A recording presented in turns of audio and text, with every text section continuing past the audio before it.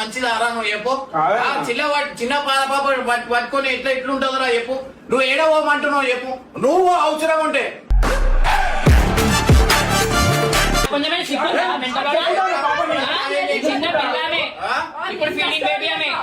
మీకు వాళ్ళకు ఇచ్చేది నీకు అన్న నా బిడ్డ నీ కష్టపడి కదా 9 నెలలు నేను మోస్ట్ నేను పంపించుకున్నా. నువ్వు ఉన్నంత మాత్రం నువ్వు అన్నట్టు అయిపోదని.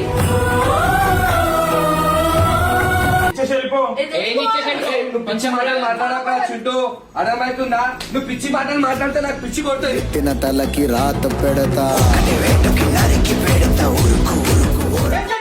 చెప్తుంటే అర్థమైంది. ఎందుకు మళ్ళా మామ ఎందుకు పంపిస్తున్నా?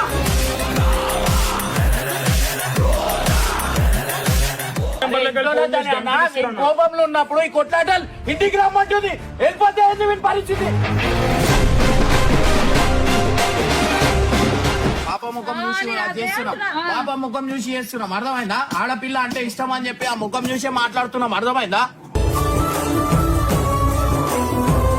ముందు చెప్తున్నా కదా నేను మాట్లాడను.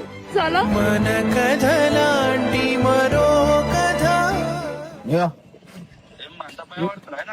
నార్మల్ గా నేను చెప్పిన అనుకుంటారుగా. ఏమైంది బావ ఫోన్ చెప్తున్నావు? భయపడవా?